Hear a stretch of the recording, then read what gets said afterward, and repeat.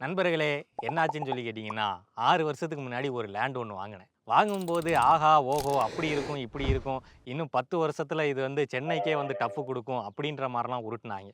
சரின்னு நம்பி நானும் வாங்குனேன். சரி கொஞ்ச நாள் கழிச்சு வித்தா நமக்கு நல்ல காசு கிடைக்குமே அப்படின்னு சொல்லி. இப்ப 6 வருஷம் ஆயிப்போச்சு. சரி அது விக்கலான்னு சொல்லி விக்கிறதுக்கு பிளான் பண்ணா, அதுல ஏகப்பட்ட பிரச்சனை வருது. நான் முன்னாடி இருக்கிற காசெல்லாம் சேர்த்து வச்சு வேல பார்க்கும்போது, ஒரு லேண்ட்ல இன்வெஸ்ட் பண்ணோம் அப்படின்னா, பின்னாடிக்கு ஹெல்ப்பா இருக்குமே அப்படின்னு சொல்லி இன்வெஸ்ட் பண்ணா, இப்ப அது என் தலையிலேயே பலவிதமான பிரச்சனையா வந்து முடியுது.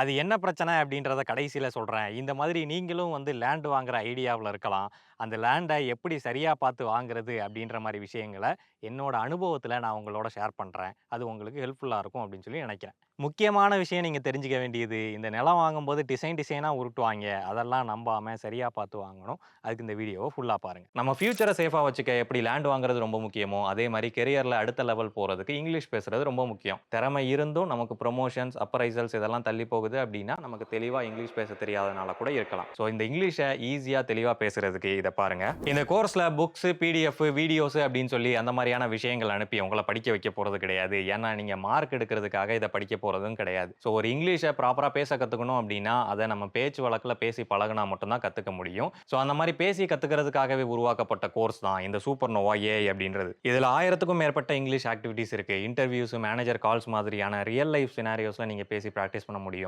தினமும் நீங்க கன்சிஸ்டன்ட்டா பேசி பழகும்போது உங்களோட இங்கிலீஷ் ஃப்ளூயன்சி நல்லாவே இம்ப்ரூவ் ஆகும். ஒரு 30 நாள் தொடர்ந்து இத பண்றீங்க அப்படின்னா, 31வது நாள் நீங்களே வந்து இதோட ரிசல்ட்ட பார்ப்பீங்க. அந்த அளவு எஃபெக்டிவா இருக்கும். அண்ட் கோர்ஸ்ல சப்போர்ட் பண்ண ஒரு ஹேபிட் மென்டாரும் வந்து புரொவைட் பண்றாங்க. இனி ChatGPT, YouTubeன்னு இங்கிலீஷ வேடிக்கை பார்த்து உங்களோட டைம வேஸ்ட் பண்ணாம, இப்பவே சூப்பர் நோவால ஜாயின் பண்ணி பிராக்டிகலா பேசி கத்துக்கங்க. டிஸ்கிரிப்ஷன்ல லிங்க் இருக்கு. அது மூலமா கிளிக் பண்ணி 75% ஆஃபரோட உடனே ஜாயின் பண்ணுங்க. இங்கிலீஷ ஸ்மார்ட்டா கத்துக்கங்க. ஒரு இடம் வாங்கும்போது ஈசி பார்க்கணும், டாக்குமெண்ட் பார்க்கணும், லீகல் பார்க்கணும். இந்த மாதிரி பல்வேறு விஷயங்கள் சொன்னாலும் கூட, அது எல்லாமே வந்து லாஸ்ட் ஸ்டேஜ். ஆனா அதுக்கு முன்னாடி ஒரு இடத்த நம்ம எப்படி சரியா தேர்ந்தெடுக்கிறது அப்படின்றது ரொம்ப முக்கியம். இப்ப பேசிக்கா நம்ம என்ன பர்ப்பஸ்க்காக லேண்ட் வாங்குறோம் அப்படின்றது ரொம்ப முக்கியம். இப்ப ஒரு சிலர் வந்து வாங்கிட்டு நான் பின்னாடி சேல் பண்ண போறேன்ப்பா அப்படின்ற மாரி வாங்குவாங்க. ஒரு சிலர் வந்து ஃபர்ஸ்ட் வீடு கட்டுவாங்க. ஸோ அதுக்காக ஒரு நல்ல லேண்ட பார்க்குறேன் அப்படின்ற மாரி செலக்ட் பண்ணுவாங்க. ஸோ இது 2த்தோட பர்ப்பஸுமே வந்து வேற வேற அப்படின்றதுனால, அதுக்கு தகுந்தாப்புல தான் நீங்க லேண்ட வந்து சூஸ் பண்ணணும். ஏதோ ஒரு பர்ப்பஸ்க்காக நம்ம லேண்ட பார்க்குறோம். அந்த லேண்ட பார்க்கும்போது ஃபர்ஸ்ட் நம்ம பண்ண வேண்டிய விஷயம் வந்து விஷுவல் இன்ஸ்பெக்ஷன். அதாவது நேர்ல போய் அந்த லேண்ட நம்ம தெளிவா பார்க்கணும். தெளிவா பார்த்து என்னென்ன விஷயங்கள நம்ம தெரிஞ்சுக்கணும் அப்படின்னா, அந்த லேண்ட் வந்து எந்த திசையில அதுக்கு முகப்பு வந்து இருக்கு. இந்த திசை ஏன் ரொம்ப முக்கியம் அப்படின்னா, ஒரு சிலர் வாஸ்துப்படி வீடு கட்டுவாங்க. ஒரு சிலர் வாஸ்துலாம் பார்க்க மாட்டாங்க. நீங்க வாஸ்து பார்க்குறீங்களோ, பார்க்கலையோ, சூரியன் எந்த திசையில உதிக்குது, சூரியன் எந்த திசையில மறையுது அப்படின்றது நமக்கு தெரியும் இல்லையா? ஸோ அப்ப அத பேஸ் பண்ணி நமக்கு லேண்ட் இருந்துச்சு அப்படின்னா, நம்ம பின்னாடி வீடு கட்டும்போது, நமக்கு காலையிலேயே வந்து வாசலுக்கு நேரா வெயில் அடிக்கிற மாரி இருக்கும்.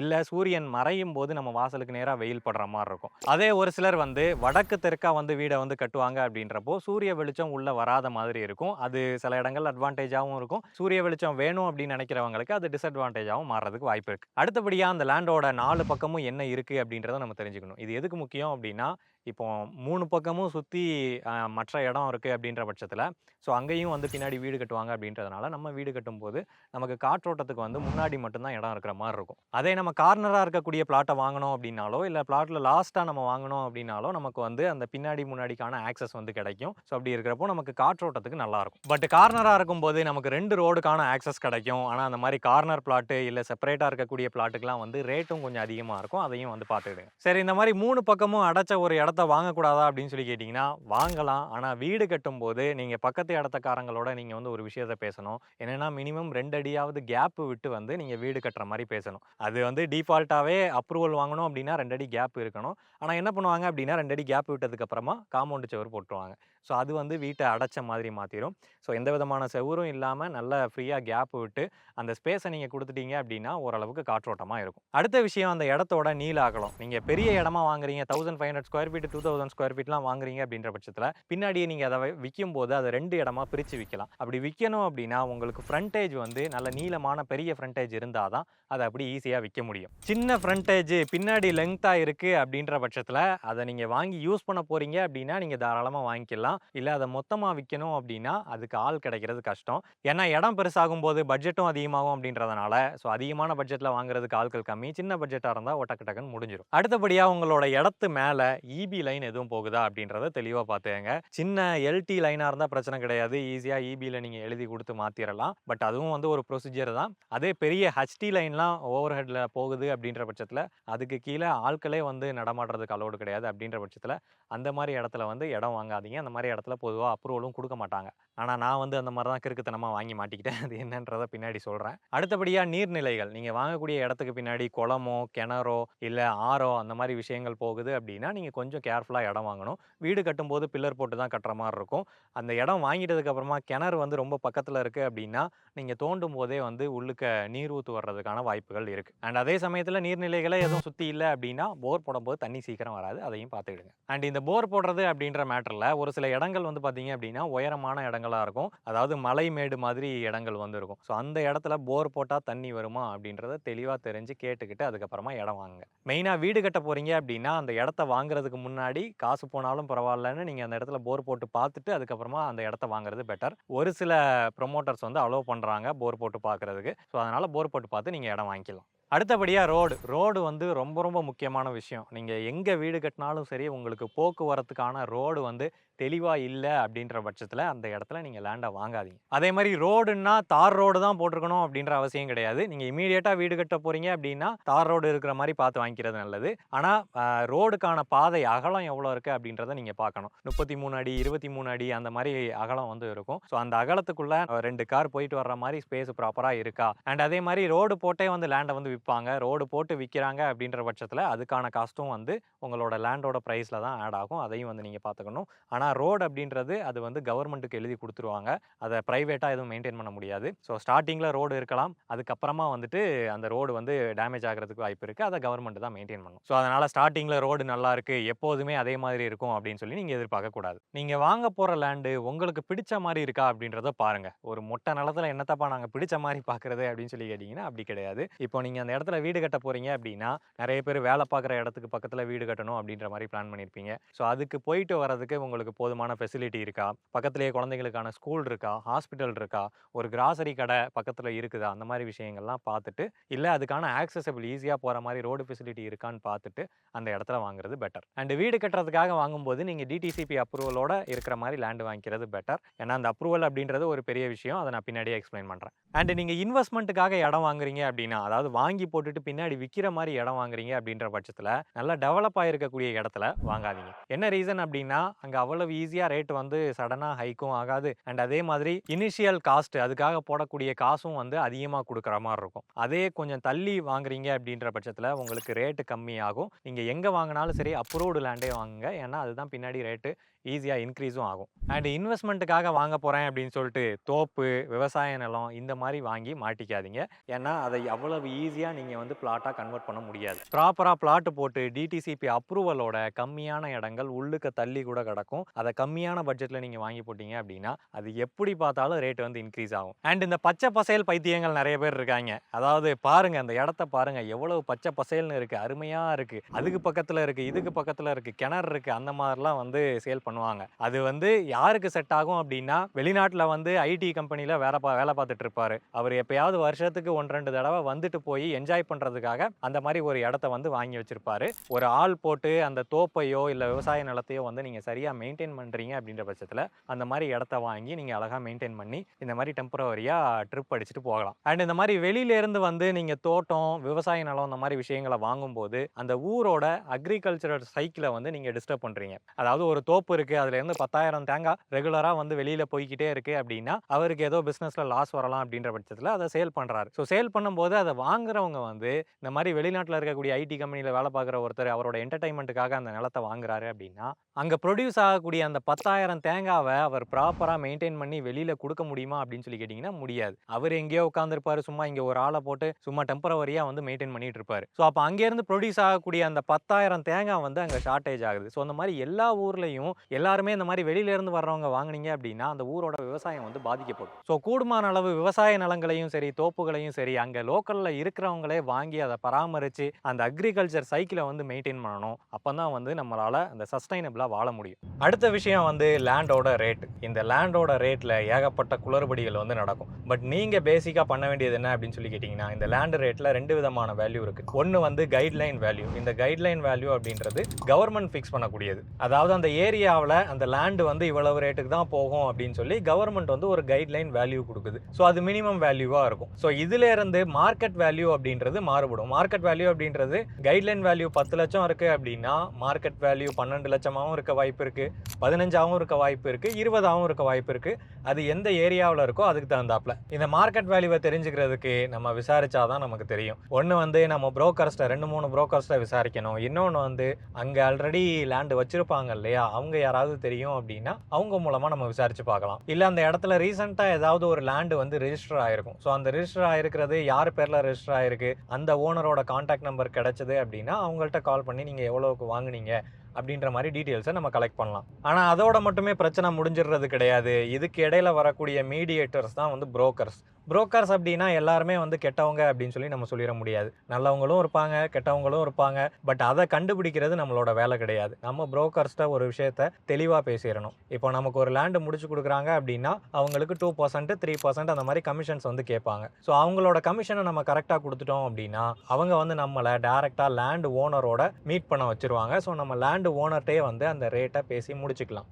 இல்லை நம்ம கமிஷனை தரமாட்டோம்னு சொன்னாலோ இல்லை கமிஷனை கம்மி பண்ணணும்னு நினைக்கும் போதோ அவங்க டைரெக்டாக ஓனர்கிட்ட கூட்டு போக மாட்டாங்க. அவங்க அந்த லேண்ட் ஓனர் சொல்கிற ப்ரைஸில் இருந்து அடிஷ்னலாக ப்ரைஸ் வச்சு நமக்கு விற்கிறதுக்கு வாய்ப்பு இருக்குது. அண்ட் அது மட்டும் இல்லாமல் புரோக்கர் சர்டிஃபிகேட்னு ஒன்று இருக்குது. அதாவது புரோக்கர் வந்து அந்த லேண்டுக்கு வந்து சர்டிஃபிகேஷன் கொடுப்பாங்க. அந்த சர்டிஃபிகேஷன் வந்து எப்போதுமே பாசிட்டிவாக தான் இருக்கும்.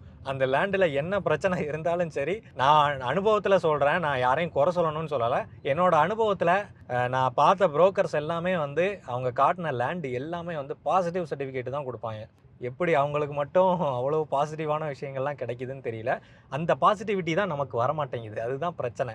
பட் நம்ம வந்து அதை ப்ராப்பராக வெரிஃபை பண்ணி பார்த்து அதுக்கப்புறம் தான் அந்த லேண்டை முடிக்கணும். இந்த ரேட்டை லேண்டு ஓனர்கிட்டையோ இல்லை ப்ரொமோட்டர்ஸ்டையோ நீங்கள் வந்து பேரம் பேசும்போது அவங்க இருக்கக்கூடிய பாசிட்டிவ்ஸ் எல்லாத்தையும் சொல்லுவாங்க.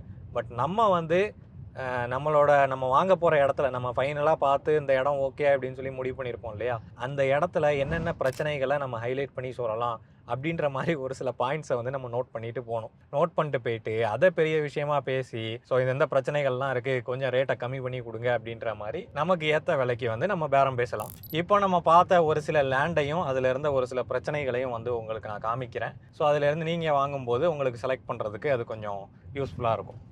இப்போ நம்ம நிற்கிற இடத்துலையும் ஒரு லேண்ட் வந்து காமிச்சாங்க. பட் அந்த லேண்டை வந்து நான் காமிக்க விரும்பலை. ஏன்னா சொல்லிட்டோம் அப்படின்னா அந்த லேண்டு விற்காது, அப்புறம் என்ன போட்டு கும்மி எடுத்துருவாங்க. இங்கே ஒரு டவர் இருக்கா, இபி டவரு. ஸோ இந்த லைனுக்கு கீழே தான் வந்து அந்த லேண்டு வந்து வருது. அது வந்து இல்லை எக்ஸாக்டாக லைனுக்கு கீழே கிடையாது. அங்கே வந்து ஒரு ஒரு இது வந்து வச்சுருக்காங்க, ஐசோலேட் பண்ணியிருக்காங்க. ஸ்ட்ரைட்டாக அந்த டவருக்கு கீழே எந்த வீடும் நம்ம கட்ட முடியாது. ஆனால் அதுக்கு முன்னாடி வந்து இந்த லேண்ட் இருக்குது. ஸோ இந்த இபி லைன் போகிற ஒரே காரணத்தினால நான் அதை வந்து வேணான்னு சொல்லிட்டேன். அதுக்கு ரீசன் வந்து இதனால் சைடில் எதுவும் பிரச்சனை வராது தான், பட் அது அப்ரூவலும் கிடையாது அப்படின்றதுனால இது இருக்கிறதும் எனக்கு ஒரு உறுத்தலாக இருந்துச்சு. ஸோ அதனால் வேணான்னு சொல்லிட்டேன். அடுத்தபடியாக இந்த இடத்த வந்து நம்ம காட்டினாங்க. இதில் வந்து பார்த்தீங்கன்னா இங்கே இப்போ கல்லுகள்லாம் போட்டு பிளாட்டாக இருக்கிறத பார்க்க முடியும். இது ரொம்ப நாளைக்கு முன்னாடி போட்ட பிளாட்டு, ஆனால் அப்ரூவல் எல்லாமே இருக்குது. ஆனால் இந்த இடத்துல உள்ள பிரச்சனை என்னென்னா இது வந்து கம்மியான பட்ஜெட்டு. அப்படி கம்மியான பட்ஜெட்டில் கொடுக்கறதுக்கு ரீசன் வந்து இங்கே சுற்றி ஒரு பில்டிங்கோ ஒரு வீட்டையோ நீங்கள் பார்க்க முடியாது. கம்ப்ளீட்டாக அப்படியே ஒரு பொட்டை காடு. அங்கங்கே ஒரு சின்ன சின்ன மரம் மட்டும் நிற்கி, இங்கே ஒரு மரம் நிற்கி, அங்கே ஒரு மரம் நிற்கி. ஸோ அந்த மாதிரி கம்ப்ளீட்டாக ஒரு ட்ரையான ஒரு லேண்டு. ரோடு ஃபெசிலிட்டி இருக்குது, அப்ரூவ்டு லேண்டு தான். ஆனால் பட்ஜெட்டு கம்மி. இங்கே வாங்கி போடுறோம் அப்படின்ற பட்சத்தில் பின்னாடி நம்ம விற்கிறதுக்காக இதை வந்து வாங்கி போட்டுக்கலாம். மற்றபடி வீடு கட்டுறோம் அப்படின்னா இப்போதைக்கு இங்கே கெட்டுறது வந்து உகந்தது கிடையாது. ஏன்னா கெட்டிட்டோம் அப்படின்னா நம்ம மட்டும்தான் அந்த வீட்டில் வந்து உட்கார்ற மாதிரி இருக்கும். வேறு எந்த விதமான யூஸும் இருக்காது. பக்கத்தில் ஒரு கடையோ இல்லை ஸ்கூலோ ஹாஸ்பிட்டலோ எந்த ஃபெசிலிட்டியும் கிடையாது. போகணும் அப்படின்னா ஒரு 10 கிலோமீட்டர் தள்ளி தான் போகணும். ஆனால் இது வந்து டெவலப் ஆகக்கூடிய இடம் தான். எதை வச்சு டெவலப் ஆகிற இடம் அப்படின்னு சொல்லி சொல்கிறேன் அப்படின்னா, இதை சுற்றி ஒரு சில ஃபேக்ட்ரிஸ் இருக்குது, பக்கத்துலேயே கூட கன்ஸ்ட்ரக்ஷன் வந்து போய்கிட்டு இருக்கு. ஸோ அந்த மாதிரி பக்கத்தில் நடக்கக்கூடிய கன்ஸ்ட்ரக்ஷன் ஒர்க்ஸை வச்சு இது பின்னாடி ஓரளவுக்கு டெவலப் ஆகும் அப்படின்ற மாதிரி நம்ம முடிவு எடுத்துக்க முடியும். ஸோ அந்த வகையில் வாங்கி போட்டுட்டு நம்ம பின்னாடி ஒரு 10 வருஷம் கழிச்சு சேல்ஸ் பண்ணோம் அப்படின்னா ஓரளவுக்கு ஒரு 3-4 மடங்கு ரேட் வந்து அதிகமாகிறதுக்கு வாய்ப்பு இருக்குது. ஸோ இப்போ வந்து பார்த்தீங்க அப்படின்னா ஒரு கேட்டட் கம்யூனிட்டிக்குள்ளே இருக்கும். அதாவது ஒன்றும் கிடையாது, இடத்த சுற்றி காம்பவுண்ட் சவர் போட்டு 2 கேட் வந்து போட்டிருப்பாங்க. அதுதான் கேட்டட் கம்யூனிட்டி. ஆக்சுவலாக அந்த மாதிரி கேட்டட் கம்யூனிட்டி அப்படின்றது அவங்களோட லேண்டை வந்து ப்ராப்பராக அந்த டிராயிங் போட்டு போட்டு அவங்களோட லேண்டை சுற்றி காம்பவுண்டு சுவர் போட்டு கேட்டு போட்டிருப்பாங்க. ரியலி அதுதான் கேட்டட் கம்யூனிட்டி. அண்ட் இதில் அடிஷ்னலாக வரக்கூடிய ஃபீச்சர்ஸ் வந்து இந்த மாதிரி ஸ்ட்ரீட் லைட் வந்துடும். அண்ட் அது போக ஸ்விம்மிங் பூலு, பார்க் ஏரியா, இந்த மாதிரி விஷயங்களும் வந்து கொஞ்சம் மெயின்டைன் பண்ணி வச்சுருப்பாங்க. அப்புறமா இந்த ரோடு அப்படின்றது வந்து இப்போ ஸ்டார்டிங்கில் போட்டிருக்கு. ஒரு சில கேட்டட் கம்யூனிட்டியில் அதை அவங்களே வந்து மெயின்டைன் பண்ணுவாங்க. ஆனால் ஒரு சில இடங்கள்ல கவர்மெண்ட்டுக்கு கொடுத்தது அப்படின்றதுனால கவர்மெண்ட் மெயின்டைன் பண்ணால் அது வந்து கண்டினியூவாக இருக்கும். ஸ்பெசிஃபிக்காக இந்த மாதிரி கேட்டட் கம்யூனிட்டி அப்படின்றப்போ இந்த லீகல் இஷ்யூஸ்லாம் வந்து பெருசாக வராது. அவங்களே வந்து லீகல் ஒப்பீனியன் அந்த மாதிரி விஷயங்கள் எல்லாத்தையும் ப்ராப்பராக வாங்கியே வச்சுருப்பாங்க. அண்ட் அது போக பாதாள சாக்கடை, குடிநீர், எலக்ட்ரிசிட்டி இதெல்லாம் டிஃபால்ட்டாகவே வந்துடும். இங்கே பார்த்தீங்கன்னா எலக்ட்ரிசிட்டிக்கான லைன் போட்டிருக்காங்க. மழைநீர் வடிகால் வந்து அவங்களே வந்து கொடுத்துருக்காங்க. ஸோ இந்த மாதிரி விஷயங்கள்லாம் டிஃபால்ட்டாகவே வந்துடும். பட் இந்த பர்டிகுலர் இடத்துல வந்து பார்த்தீங்க அப்படின்னா இங்கே ஒரு கிணறு இருக்கிறத பார்க்க முடியும். ஸோ கிணறை ஒட்டியும் வந்து பிளாட் போட்டிருக்காங்க. ஆனால் கிணறுல அந்தளவு தண்ணி இல்லை, கீழே தான் கிடக்குது. இன்கேஸ் கிணறுல தண்ணி அதிகமாகுது அப்படின்ற பட்சத்தில் வேணால் நம்ம தோண்டும் போது நமக்கு அந்த ஊத்து வழியாக உள்ள தண்ணி வர்றதுக்கு வாய்ப்பு இருக்குது. ஸோ இது ஒரு ரெஃபரன்ஸ்க்காக காமிக்கிறேன். மற்றபடி அந்த இடம் வாங்கக்கூடாது அப்படின்லாம் கிடையாது. அங்கேயும் வாங்கினா வாங்கிக்கலாம். அந்த இடத்துல ஒரு அட்வான்டேஜ் என்னென்னா கிணறு ஒட்டி இருக்குது அப்படின்றப்போ அடுத்து எந்த பிளாட்டும் வராது. ஸோ நமக்கு ஓப்பன் ஸ்பேஸு, நம்மளும் கிணறை வந்து என்ஜாய் பண்ணிக்கலாம். அண்ட் இன்னொரு விஷயம், பின்னாடி பார்த்தீங்க அப்படின்னா அங்கே ஒரு பில்டிங் வந்து கட்டிகிட்டு இருக்காங்க. ஸோ இது வந்து ரியலாகவே கட்டுறாங்க. அங்கே ஒரு பில்டிங் வரப்போகுது. அண்ட் இது வந்து ரொம்ப பாப்புலரான ஒரு ஏரியா தான். இங்கே நம்மளால் நினச்சாலும் கூட வாங்க முடியாது, அந்தளவு ரேட் இருக்குது. சும்மா நம்ம வீடியோக்காக தான் வந்திருக்கோம். ஏன்டா பச்சை போய் பேசுற? ஒரு சில இடங்கள்ல என்ன பண்ணுவாங்க அப்படின்னா இந்த மாதிரி பில்டிங் கட்டிட்டு இருக்காங்க அப்படின்றத காமிக்கிறதுக்காகவே சும்மா போலியா ஒரு டென்ட் போட்டு சும்மா ஒரு கொஞ்சம் தூரம் தோண்டி செங்கல், மணல் இதெல்லாம் கடக்கிற மாதிரி போட்டு வச்சிருப்பாங்க. ஸோ பாருங்க, இங்க வந்து வீடு கட்டுறாங்க, இங்க வந்து பில்டிங் கட்ட போறாங்க, சீக்கிரமே வந்து இது வந்து பாப்புலர் ஆயிரும் அப்படின்ற மாதிரியும் ஒரு சில இந்த மாதிரி விற்கிறவங்க வந்து பண்றாங்க. ஸோ அதையும் நீங்க கவனமா பார்த்துக்கங்க. அடுத்தபடியா இந்த இடம் வந்து நம்ம காமிச்சாங்க. இந்த இடத்துல எந்த பிரச்சனையும் கிடையாது. மெயின் ரோட்டுக்கு பக்கத்திலேயே இருக்கு. ரோடு ஃபெசிலிட்டி எல்லாமே இருக்கு. ரோடெல்லாம் பார்த்தீங்கன்னா நீட்டாக போட்டிருக்காங்க. பட் இந்த இடத்த பார்த்தீங்க அப்படின்னா கவனிச்சிங்கன்னா தெரியும், இங்கே எல்லாமே வந்து பாறை. ஆக்சுவலாக இது வந்து கொஞ்சம் மேடான ஒரு இடம். ஸோ இதோட தரலாம் வந்து பார்த்தீங்கன்னா ஃபுல்லாக பாறை தான், பாறைக்கல் தான். ஸோ அதனால் வாங்குறவங்களுக்கு என்ன டவுட் வந்திருக்கு அப்படின்னு சொல்லி கேட்டிங்கன்னா, இந்த இடத்துல போர் போட்டால் தண்ணி வருமா வராதா அப்படின்ற டவுட் வந்து இருந்திருக்கு. அதனால் ப்ரொமோட்டரே என்ன பண்ணியிருக்காரு அப்படின்னா அந்த இடத்துல ஒரு போர் போட்டிருக்காரு. வாங்க உங்களுக்கு காட்டுறேன். ஸோ இந்த இடத்துல வந்து ஒரு போர் வந்து போட்டிருக்காங்க. ஸோ இந்த போருக்குள்ளே நம்ம கல்லை தூக்கி போட்டோம் அப்படின்னா, போடுறேன், கரெக்டாக 2 செகண்ட்லேயே நமக்கு வந்து சவுண்டு வருது. ஸோ அப்படின்னா எனக்கு தெரிஞ்சு ஒரு 50 அடி 60 அடிக்குள்ளேயே வந்து தண்ணி கிடக்குதுன்னு தான் நினைக்கிறேன். அப்போ அந்த ஏரியாவிலையும் போர் போட்டால் தண்ணி வரும் அப்படின்றத வந்து இந்த ப்ராப்பர்ட்டியை விற்கிறவங்களே வந்து காமிச்சிருக்காங்க. ஸோ இதை பார்த்தும் நம்ம வாங்கினா வாங்கிக்கலாம். ஸோ அந்த மாதிரி ஒவ்வொரு இடத்துலையும் ஒவ்வொரு மாதிரியான இஷ்யூஸ் இருக்கும். ஸோ அது உங்களுக்கு ஓகே அப்படின்னா நீங்கள் பார்த்து செலக்ட் பண்ணிக்கலாம். போரை வந்து ஓப்பன்லேயே வச்சுட்டு போயிருக்காங்க, யாரோ செக் பண்ணியிருப்பாங்க போல். ஸோ நம்ம வந்து சமூக சேவை பண்ண போகிறோம். போரை வந்து மூடி வைக்க போகிறோம். ஏன்னா சின்ன பிள்ளைங்க யாராவது வந்து விழுந்துடக்கூடாது. மூடியாச்சு. சப்ஸ்கிரைப் பண்ணிடுங்க. கட்சி ஆரம்பிக்க போகிறோம், ஓட்டும் போட்டுருங்க. அடுத்தபடியாக அப்ரூவல் அப்படின்ற மேட்டர் இருக்குது. இந்த இடம் வாங்கும்போது இதில் அப்ரூவல் இருக்குது, இதில் அப்ரூவல் கிடையாது அப்படின்ற மாதிரி மென்ஷன் பண்ணுவாங்க. சிம்பிளாக நம்ம புரிஞ்சுக்கிறதுக்காக இந்த அப்ரூவல் அப்படின்றது வீடு கட்டுறதுக்கு தகுதியான ஒரு இடம் அப்படின்றத தான் அப்ரூவல் அப்படின்னு சொல்லி மென்ஷன் பண்ணுறாங்க. இது காமனாக பெரும்பாலான இடங்களுக்கு பொருந்துற மாதிரி 2 வகையாக பிரிக்கலாம். ஒன்று டிடிசிபி அப்ரூவல் இருக்கக்கூடியது, இன்னொன்று பஞ்சாயத்து அப்ரூவல் இருக்கக்கூடியது. இந்த டிடிசிபி அப்ரூவல் அப்படின்றது என்னன்னு சொல்லி கேட்டிங்கன்னா, இதுக்கு நிறைய வரைமுறை வந்து கொடுத்துருப்பாங்க. அந்த இடத்துல பூங்கா இருக்கணும், ப்ராப்பரான ரோடு ஃபெசிலிட்டி இருக்கணும், ஒரு இடத்துக்கு இந்த அளவு ஃப்ரண்டேஜ் இருக்கணும், அதுக்கு ரெயின் ட்ரைனேஜ் போகிற மாதிரியான சிஸ்டம் இருக்கணும். இந்த மாதிரி பல்வேறு விதமான ரூல்ஸ் அண்ட் ரெகுலேஷன்ஸ் இருக்கும். அதுக்கு கீழெல்லாம் அந்த இடம் செட் ஆச்சு அப்படின்ற பட்சத்தில் தான் அதுக்கு வந்து அப்ரூவல் கொடுப்பாங்க. அண்ட் அது மட்டும் இல்லாமல் கவர்மெண்ட்டோட பிளான்ஸு, ஸ்கீம்ஸு எதுவும் அந்த ஏரியாக்குள்ளே இருக்கக்கூடாது அப்படின்ற பட்சத்தில் தான் இந்த டிடிசிபி அப்ரூவல் அப்படின்றது வழங்கப்படும். இப்போ பஞ்சாயத்து அப்ரூவல் இருக்கக்கூடிய இடங்கள்லையும் நம்மளால் வீடு கட்ட முடியும். ஆனால் அதில் ஒரு சில காம்ப்ளிகேஷன்ஸ் இருக்கும். என்னென்னா வீடு கட்டும்போது அந்த அப்ரூவலுக்கு அப்புறமா இபிக்கு இந்த மாதிரி விஷயங்களில் பிரச்சனைகள் ஏற்படுறதுக்கு வாய்ப்பு இருக்குது. இல்லை அதையெல்லாம் நம்ம வாங்கிட்டோம் அப்படின்னாலும் கூட ரோடோட அகலம் ஒரு சில இடங்கள்ல வந்து பார்த்தீங்க அப்படின்னா ரோடெல்லாம் வந்து ரொம்ப சின்னதாக போட்டு தான் பிளானிங் பண்ணியிருப்பாங்க. 10 அடி ரோடுலாம் கூட நிறைய இடங்கள்ல இருக்குது. ஸோ அந்த மாதிரி அதே டிடிசிபி அப்படின்னா அந்த மாதிரி 10 அடி ரோடு இருந்தது அப்படின்னா அவங்க அப்ரூவல் கொடுக்க மாட்டாங்க. ஸோ அப்ரூவல் இல்லாத ஒரு இடமோ இல்லை பஞ்சாயத்து அப்ரூவல் இருக்கக்கூடிய ஒரு இடமோ வந்து இந்த மாதிரி பிரச்சனைகள்லாம் ஏற்படும். ஸோ அதெல்லாம் பார்த்துட்டு அது உங்களுக்கு ஓகேன்னா நீங்கள் தாராளமாக வாங்கிக்கலாம். அப்போ இதில் ரேட்டு தான் வந்து டிஃப்ரென்ஸ். இப்போ டிடிசிபி அப்ரூவ் பண்ண இடத்துல எல்லா ஃபெசிலிட்டிஸும் ஈஸியாக கிடச்சிரும் வந்துடும் அப்படின்றதுனால ரேட் அதிகமாக தான் இருக்கும். ஸோ அப்போ அதை கம்பேர் பண்ணி உங்களுக்கு எது பெஸ்ட்டோ என்ன கேட்டிங்க அப்படின்னா நான் சஜஸ்ட் பண்ணுறது அப்ரூவல் இருக்கக்கூடிய ஒரு இடத்த வாங்குறது தான் பெட்டர். அண்ட் அதே மாதிரி இந்த அப்ரூவல் இருக்கக்கூடிய இடத்துல லீகல் இஷ்யூஸும் வந்து கம்மியாக இருக்கும். ஏன்னா எல்லாமே பார்த்து தான் அப்ரூவல் கொடுப்பாங்க அப்படின்றதுனால பிரச்சனைகள் வர்றதையும் நம்ம கம்மி பண்ணிக்கலாம். நீங்கள் நிலம் வாங்குறதுக்காக இந்த மாதிரி பல்வேறு விதமான இடங்களை பார்ப்பீங்க. அதில் ஒரு சில இடங்கள் உங்களுக்கு பிடிக்கும்.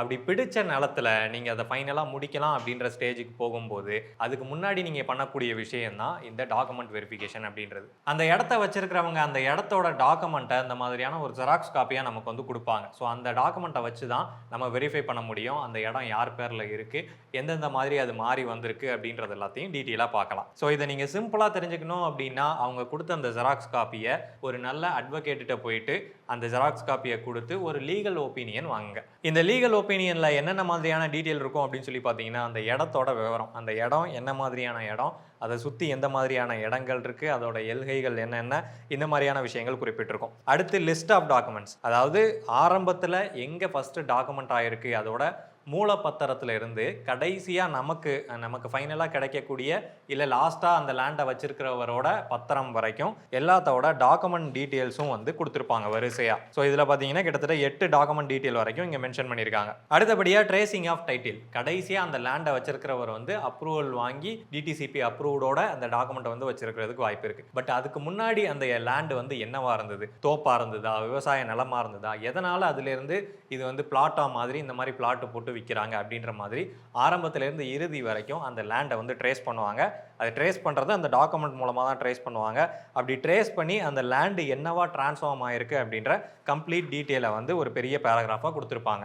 அடுத்தபடியாக ஸ்க்ரூட்னி ஆஃப் என்கம்பரன்ஸ் சர்டிஃபிகேட், அதாவது வில்லங்க சான்றை ஆய்வு பண்ணுறது. இப்போ அந்த வில்லங்க சான்று அப்படின்றது ஒரு டாக்குமெண்ட் ஒருத்தர் பேர்ல இருந்து இன்னொருத்தர் பேருக்கு முடியுது இல்லையா, அது முடிகிறது வந்து என்ன டேட்டில் யார் பேர்ல இருந்து யாருக்கு அப்படின்றது தெளிவாக கவர்மெண்ட் ரெக்கார்டில் வந்து ரெக்கார்ட் ஆகிருக்கும். இந்த வில்லங்க சான்று 2 விஷயத்தை வந்து உறுதிப்படுத்தும். ஒன்று, நமக்கு ஃபிசிக்கலாக டாக்குமெண்ட்டாக இருக்கு இல்லையா ஒரு பத்திரம், அந்த பத்திரம் வந்து கவர்மெண்ட்ல ரெஜிஸ்டர் ஆயிருக்கு அப்படின்றத உறுதிப்படுத்துது. இன்னொன்று, அந்த இடத்துல எதுவும் வில்லங்கங்கள் இருக்கா அப்படின்றத உறுதிப்படுத்துது. இந்த வில்லங்கம் வந்து எப்படி வேணா எந்த ரூபத்தில் வேணா வரதுக்கு வாய்ப்பு இருக்கு. ஒரு சின்ன எழுத்து பிழை பெயர்ல இருந்தாலும் கூட அது மிகப்பெரிய வில்லங்கம் தான். ஸோ அதனால இந்த வில்லங்கம் சான்று பார்க்கறது வந்து ரொம்ப ரொம்ப முக்கியம். ஸோ அதை அட்வொகேட்டே வந்து ப்ராப்பரா அந்த வில்லங்க சான்றை ஆய்வு பண்ணி ஒரு சின்னதாக அதுக்குன்னு ஒரு பேராகிராஃப் கொடுத்து போட்டிருப்பாரு. ஸோ ஃபைனலாக அவரோட ஒப்பீனியனையும் வந்து போட்டிருப்பாரு, இந்த இடத்துல என்ன விஷயங்கள் இருக்கு, இதை வாங்கலாமா கூடாதா அப்படின்ற மாதிரி. ஸோ இதுதான் லீகல் ஒப்பீனியன். இதை ஜஸ்ட் டாக்குமெண்ட்டாக மட்டுமே நம்ம வாங்கக்கூடாது, நம்ம நேரில் போய் அவர்கிட்ட அந்த டீட்டெயில்ஸ் எல்லாத்தையும் டீட்டெயிலாக கேட்டு தெரிஞ்சுக்கணும். இதுதான் வந்து ஒரு டாக்குமெண்ட்டை வெரிஃபை பண்ணுறதுக்கான வழி. ஸோ நீங்கள் அட்வொகேட்ட போகலை அப்படின்னா நீங்கள் வந்து ஃபிசிக்கலாக இது எல்லாத்தையும் வெரிஃபை பண்ணுற மாதிரி இருக்கும். இதெல்லாம் பண்ணிட்டதுக்கு அப்புறமா உங்கள் கையில் இருக்கக்கூடிய டாக்குமெண்ட்டை நீங்கள் ப்ராப்பராக செக் பண்ணணும். இதில் முக்கியமாக செக் பண்ண வேண்டிய விஷயம், ஃபுல்லாத்தையும் படித்து பார்க்கணும் தான், பட் முக்கியமாக செக் பண்ண வேண்டிய விஷயம் தபசில் அப்படின்றது அந்த இடத்த வரையறை பண்ணுறது தான் தபசில் அப்படின்னு சொல்லி குறிப்பிடுவாங்க. ஸோ அந்த தபசில் அப்படின்றது மூலப்பத்திரத்தில் எப்படி இருக்கு, அதுல இருந்து எந்தெந்த மாதிரி அந்த தபசில் வந்து மாறிட்டு வருது, பிளாட் போட்டதுக்கு அப்புறம் அந்த தபசில் வந்து பாத்தீங்க அப்படின்னா பிளாட் நம்பரா மாறி வந்திருக்கும், அதுக்கு முன்னாடி அது ஏக்கர்ல இருந்திருக்கும், அதுக்கப்புறமா பிளாட் போட்டதுக்கு அப்புறமா அது மனை பிரிவுகளா சப்டிவிஷனா மாறி வந்திருக்கும். ஸோ இது எந்த மாதிரி ஆர்டரா மாறி வந்திருக்கு அப்படின்ற அந்த தபசில வந்து மூலப்பத்திரத்துல இருந்து இப்போ வரைக்கும் நீங்க செக் பண்ணி பார்த்துக்கிறது பெட்டர். அடுத்தபடியா யார் பேர்ல இருந்து யார் பேருக்கு மாறிட்டே வந்திருக்கு அப்படின்றத நீங்க தெரிஞ்சுக்கணும். ஆரம்பத்துல மூலப்பத்திரத்தை வச்சிருந்தவங்க ஒருத்தங்களா இருந்திருப்பாங்க, அதுக்கு அடுத்தபடியா அதை ரெஜிஸ்டர் பண்ணி வேற ஒருத்தர் வாங்கியிருப்பாரு, அவர்கிட்ட இருந்து இன்னொருத்தர் வாங்கியிருப்பாரு, அவர்கிட்ட இருந்து இன்னொருத்தர் வாங்கியிருப்பாரு. ஸோ இது எந்த மாதிரி ஆர்டரா அப்படியே மாறிட்டே வருதோ உங்க கையில இருக்கக்கூடிய பிசிக்கல் டாக்குமெண்ட்டும் அண்ட் நீங்க ஈஸி ஆன்லைன்ல எடுப்பீங்க இல்ல மேனுவல் ஈஸி எடுப்பீங்க இல்லையா, அந்த டாக்குமெண்ட்ல இருக்கிறதும் மேட்ச் ஆகுதா அப்படின்றத நீங்க செக் பண்ணி பார்த்துட்டே வரணும். இதுல எங்கேயாவது குளறுபடி இருந்துச்சு அப்படின்னா அங்க பிரச்சனை இருக்கு அப்படின்னு சொல்லி அர்த்தம். அதை ப்ராப்பரா கேட்டு கிளாரிஃபிகேஷன் வாங்குங்க, அப்படி இல்லைன்னா அந்த இடத்த வாங்காதீங்க. அண்ட் இந்த டாக்குமெண்ட்லாம் இப்போ தான் கிளியரா பிரிண்டிங்ல வந்து வருது. ஆரம்பத்துலலாம் வந்து பாத்தீங்க அப்படின்னா வெறும் கையில தான் வந்து இந்த டாக்குமெண்ட் வந்து எழுதியிருக்காங்க. 1978 உள்ள டாக்குமெண்ட் இது. இந்த தமிழை படிக்கணும் அப்படின்னா தமிழ் ஆசிரியராக இருந்தால் மட்டும்தான் முடியும்னு நினைக்கிறேன். நம்ம படிக்க ட்ரை பண்ணுவோம். பணப்பற்று விவரம் இதற்கு பாத்திய பிரயோஜன தமிழே வரலையே மான நான் தங்களிடம் இதற்கு முன் அட்வான்ஸ் தொகை ரொக்கம் பெற்றுக்கொண்டது 500. பரவாயில்லங்க, எனக்கு படிக்க வருது. 500 ரூபா அட்வான்ஸ் வாங்கிட்டு 9500 ரூபாய்க்கு மொத்தமா இடத்த முடிச்சிருக்காங்க. இதுல டாக்குமெண்ட்ல இருக்கிறது 9500, பிசிக்கலா அதிகபட்சமா ஒரு 15000 20000 அந்த மாதிரி கை மாறி இருக்கும். இன்னைக்கு இந்த இடத்தோட வேல்யூ என்ன தெரியுமா? இதுல வந்து கிட்டத்தட்ட ஒரு 120 பிளாட் கிட்ட போட்டிருப்பாங்க. ஒரு 60-70 கோடி மதிப்பு வந்து இந்த இடத்துக்கு இருக்கும். வாங்கும்போது தோப்பா வாங்கியிருக்காங்கன்னு நினைக்கிறேன். ஸோ இந்த மாதிரி டீட்டெயில்ஸ் எல்லாம் நீங்க டீட்டெயிலாக செக் பண்ணி பார்க்கும்போது உங்களுக்கே வந்து ஒரு ஐடியா கிடைக்கும். ஸோ இதை வச்சு நீங்கள் பல விஷயங்களை தெரிஞ்சுக்க முடியும். அண்ட் இந்த டாக்குமெண்ட்லேயே 2 விஷயம் இருக்குது. ஒன்று வந்து பத்திரம், இன்னொன்று வந்து பட்டா. இந்த பத்திரம் அப்படின்றது ரொம்ப ரொம்ப முக்கியம். ஏன்னா இதுதான் வந்து ஒருத்தர் பேர்ல இருந்து இன்னொரு பேருக்கு மாறக்கூடியது, இதுதான் வந்து ரெஜிஸ்டர் ஆகக்கூடியது. ஆனால் இந்த பட்டா அப்படின்ற மேட்டர் என்னன்னா, யார் பேருக்கு பத்திரம் முடியுதோ அவங்களுக்கு இந்த பட்டா அப்படியே மாறிடும், நேம் வந்து அப்படியே மாறிடும். இந்த பத்திரம் அப்படின்றது ரெஜிஸ்ட்ரேஷன் டிபார்ட்மெண்ட்டோடது, பட்டா அப்படின்றது ரெவன்யூ டிபார்ட்மெண்ட்டோடது. ஸோ இதில் இதில் எது முக்கியம் அப்படின்னு சொல்லி கேட்டிங்கன்னா 2மே முக்கியம்தான். ஆனால் பட்டா இல்லாமலும் பத்திரத்தை முடிக்கலாம். பத்திரம் இல்லாமல் பட்டாவை மாற்ற முடியுமான்னு சொல்லி கேட்டிங்கன்னா அது வந்து கஷ்டம். ஸோ அதனால் ரொம்ப முக்கியமானது பத்திரம். இந்த பத்திரம் மாறும்போது ஆட்டோமேட்டிக்காக பட்டாவும் வந்து நேம் மாறணும். மாறலை அப்படின்னா நம்ம போய் எழுதி கொடுத்து அதை மாற்றணும். ஸோ அது ஒரு ப்ரொசீஜர். புரியல. இது எல்லாமே கரெக்டாக பண்ணிட்டா எனக்கு பிரச்சனையே வராதா அப்படின்னு சொல்லி கேட்டிங்கன்னா அப்படிலாம் ஒன்றும் கிடையாது. அட்வொகேட்டை வச்சு லீகல் ஒப்பீனியன் வாங்கினாலும் கூட அந்த இடத்துல பிரச்சனை வர்றதுக்கு வாய்ப்பு இருக்குது. உதாரணத்துக்கு என்னையே எடுத்துக்கங்களேன், எல்லாம் கரெக்டாக நடந்தாலும் கூட எனக்கு ஏதாவது ஒரு வகையில் பிரச்சனை வரும். ஸோ அந்த மாதிரி ஃபெசிலிட்டிஸ் வந்து ஒரு சிலருக்கு மட்டும் அமையும். உதாரணமாக அப்பாவோட இடமா இருக்கும், 3 வாரிசுகள் இருக்கும், அதில் ஒருத்தர் மட்டும் அந்த இடத்த வித்துட்டு போயிடுவார். மற்ற 2 வாரிசுகளும் வந்து இது எங்களோட இடம் அப்படின்ற மாதிரி வந்து பிரச்சனை பண்ணுவாங்க. அப்படி இல்லைன்னா கோயில் இடம், பள்ளிவாசல் இடம், சர்ச் இடம், அதாவது அந்த கோயிலுக்கு வந்து தானமாக கொடுத்துருப்பாங்க. ஸோ அப்படி இருக்கக்கூடிய இடத்துல வேற யாரோ ஒருத்தர் வந்து அதை பத்திரமாக்கி அது பலவிதமான பத்திரங்கள் மல்டிப்ளை ஆகி மாறி மாறி ஓடி போய்கிட்டு இருக்கும். கடைசியில் ஒரு நாள் வந்து இந்த பள்ளிவாசலோ கோயிலோ சர்ச்சோ வந்து திடீர்னு வந்து இது எங்கள் இடம், இதை வந்து அங்கே யாரும் வீடு கட்டக்கூடாது அப்படின்னு சொல்லி மொத்தமாக அதை எடுத்துப்பாங்க. ஸோ அது நமக்கு தெரியாது. ஆனால் ஆரம்பத்தில் நம்ம டாக்குமெண்ட்டில் பார்த்தோம் அப்படின்னா பள்ளிவாசலுக்கோ கோயிலுக்கோ வந்து அது தானமாக கொடுத்த இடமா தான் இருக்கும். கவர்மெண்ட்டே கூட இடையில வருவாங்க, கவர்மெண்ட் ரோடு விரிவாக்கணும், அதனால் உங்கள் வீட்டை கொஞ்சம் தள்ளி நகட்டி வச்சுக்கங்க அப்படின்னு சொல்லுவாங்க. ஸோ இந்த மாதிரி பிரச்சனைகள் வந்து இந்த ரியல் எஸ்டேட்டை பொறுத்த வரைக்கும் தொடர்ந்து வந்துக்கிட்டே தான் இருக்கும். நம்ம கூடுமான அளவு சரியாக பார்த்து வாங்கிக்கிறது நல்லது. இப்போ நான் ஒரு இடம் வாங்கி ஏமாந்தேன் அப்படின்னு சொன்னேன் இல்லையா, அதில் உள்ள பிரச்சனைகள் என்னென்ன அப்படின்னு சொல்லி பார்த்துடலாம். ஃபஸ்ட்டு விஷயம், அந்த இடத்துக்கு மேலே இபி லைன் போகுது. அது வந்து நான் முன்னாடி பார்க்கும்போது எனக்கு அந்த விஷயங்கள்லாம் பார்க்கணும் அப்படின்றது தெரியாது. சும்மா அப்படியே குத்து மதிப்பாக பார்த்து வாங்கிட்டு வந்துட்டேன். ஆனால் அதுக்கு மேலே வந்து ஒரு ஹெச்டி லைன் வந்து போகுது. ஸோ அதை ரிமூவ் பண்ணுறதுக்கு நம்ம கொடுத்தோம் அப்படின்னா அதில் பலவிதமான பிரச்சனைகள் இருக்குது. அதை மாற்றுறதுக்கு சரியான இடம் எதுவும் அமையலை. இந்த மாதிரி ஏகப்பட்ட பிரச்சனைகள் போய்கிட்டு இருக்கு. ஸோ அது ஃபஸ்ட்டு பிரச்சனை. அடுத்தபடியாக அதோட பட்டா இருக்கு இல்லையா, அது வந்து என்னோட பேருக்கு மாற்ற முடியல. அது மாற்றணும்னு நம்ம உள்ளே எழுதி கொடுத்தாலும் கூட என்னோட பேருக்கு அது மாற்ற முடியாது அப்படின்ற மாதிரி சொல்கிறாங்க.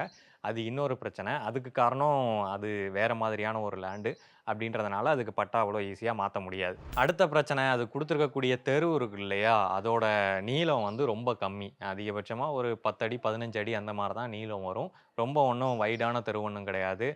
ஒரு ஆட்டோ வேணால் அதில் கரெக்டாக உள்ளே போயிட்டு வெளியில் வரும். அந்த மாதிரியான இடம் தான். அண்டு வாங்கும்போது அந்த இடத்துல ஒரு ரிங் ரோடு வருது, அதனால் அது ரேட்டு பயங்கரமாக இன்க்ரீஸ் ஆயிரும் அப்படின்ற மாதிரி சொல்லியிருந்தாங்க. ஆனால் அந்த ரிங் ரோடும் வந்துருச்சு. வந்துட்டதுக்கப்புறமும் கூட அந்த பர்ட்டிகுலர் இடத்தோட ரேட் வந்து அந்த அளவு இன்க்ரீஸ் ஆகலை. ஆனால் 6 லட்ச ரூபாய்க்கு வாங்கியிருந்தேன். அதை விட அதிகமாக தான் போகும் எப்படியும். பட்டு இந்த பிரச்சனையெல்லாம் சரி பண்ணிட்டதுக்கு அப்புறம் தான் அந்த இடத்த விற்கவே முடியும். ஸோ அந்த மாதிரி பலவிதமான பிரச்சனைகளில் நான் போய் அந்த ஒரு பர்ட்டிகுலர் இடத்துல இப்போ மாட்டிகிட்டு இருக்கேன். ஸோ அதனால் நீங்கள் வாங்கும்போதோ இந்த இடம் அப்படி இப்படி இதில் அந்த விஷயம் இருக்குது, இந்த விஷயம் இருக்குது, ரோடு வரப்போகுது, ரேட்டெல்லாம் பயங்கரமாக ஏறிடும் அப்படின்ற மாதிரி பல்வேறு விதமான விஷயங்களை உருட்டி விடுவாங்க. ஸோ அதெல்லாம் பார்த்து ஏமாறாமல் நான் சொன்ன விஷயங்கள் எல்லாம் சரியாக பார்த்து அதுக்கு தகுந்தாப்புல உங்களுக்கு தேவையான இடத்த பார்த்து வாங்க. இவ்வளோதான் இந்த வீடியோ. உங்களுக்கு பிடிச்சிருக்கும் புரிஞ்சிருக்கும் அப்படின்னு சொல்லி நம்புகிறேன். பையிங் ஃபேக்ட் சேனலுக்கு சப்ஸ்கிரைப் பண்ணுங்கள். நன்றி.